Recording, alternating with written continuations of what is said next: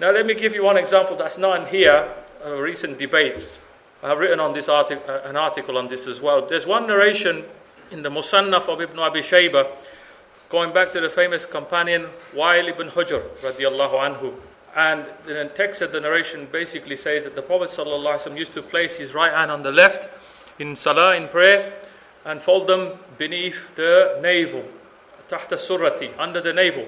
Now, if we get all the different manuscripts of the Musannaf available to us, what we discover is that some of the manuscripts do include the wording under the navel at the end of this narration, and another set does not mention under the navel. It just says that the Prophet ﷺ placed his right hand on top of the left. So some scholars have had debates about this issue. For example, 250 years ago in Sindh, there were two famous Hanafi scholars. One, Shaykh Muhammad Hayat al-Sindhi, and his contemporary, Shaykh Muhammad Hashim al-Sindhi.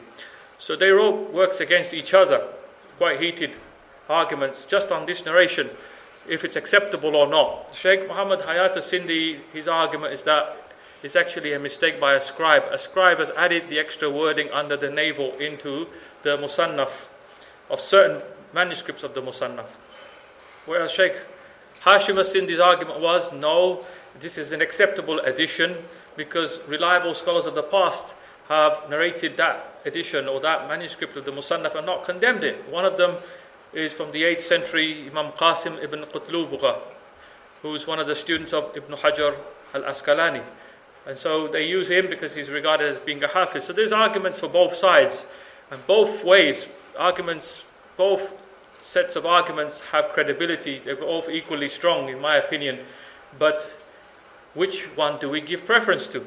The best way to look at it is to find the earliest manuscripts as possible. The more closer in time we go to Ibn Abi Shaybah, if those early manuscripts don't have that extra wording, then it's likely that Ibn Abi Shaybah didn't narrate the hadith with the extra wording, what's known as a ziyada to the text, meaning in this specific example, tahta surati. So this is what? Tashif in what respect? Look back.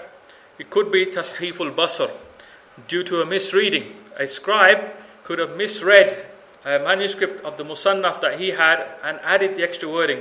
Why do I come to that conclusion? Because Shaykh Hayat al-Sindhi's argument is that the narration that comes before Wa'il ibn Hujr's narration is a narration from Ibrahim al-Nakhai, the famous tabi'i, and he said that the hand should be placed beneath the navel. So Shaykh Hayat al-Sindhi's argument is that this narration, the last portion, it says under the navel from Ibrahim al-Nakhai. What could have happened is the scribe, his eye fell on the narration of Wa'il ibn Hujr, and he added the wording under the navel to the end of Wa'il ibn Hujr's narration. Does that make sense? This is Shaykh Hayat al-Sindhi's argument. Whereas Shaykh Muhammad Hashim al-Sindhi's argument is that we have several manuscripts. They can't all the manuscript writers or copies can't have all colluded and made the same mistake, because these manuscripts are from different time frames as well. And if you look at the article I've written, the strongest evidence you can utilize to say that possibly it's not an error of the scribe, I'm saying possibility, because still you can argue both ways, the way of Shaykh Hayat al-Sindhi. Is why? Because there's one other narration that Qasim bin Qutlubugha brought forward, and it's from Wa'il ibn Hujr as well, and it's found in the work called Mu'jam al-Sahaba of Imam Abu Nu'aym al-Isfahani, or Asbahani as they say in Arabic, and also in the Mu'jam al-Kabir of al-Tabarani. And this version says that the Prophet ﷺ used to place his hands on the button. Button means on the abdomen. So it doesn't say above the navel or under the navel, it says on the abdomen. This narration, Qasim bin Qutlubugha remains silent upon. If we look at the chain, there's a weakness in the chain because of one narrator in the chain whose name is Hajjaj bin Nusayr. But there is a way of strengthening that narration, which I'm not going to go into for now.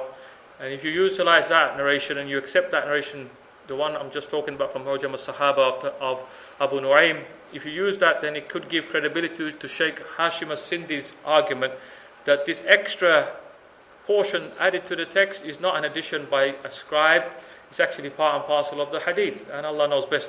There are works on this issue. Now Shaykh Muhammad Awama, he edited the Musannaf, like I said, in his recension, his edition, the 26 volume edition, he printed it with the extra wording under the navel, tahta surati, and he brought forward his arguments in the footnotes. I think it's a lengthy footnote for his case, why you should accept that ziyada to the text. And some people condemned him for that as well in the Middle East, some Arab critics of this day and age. And like I said, you can argue for both ways. One second, Qasim bin Qutlub, because I've named him by the way, he's a student of Ibn Hujr al-Asqalani. Though Ibn Hujr al-Asqalani is Amirul Mu'mineen in Hadith, he's not infallible. In fact, Qasim bin Qutlub, he identified some mistakes of his own teacher, Ibn Hujr al-Asqalani.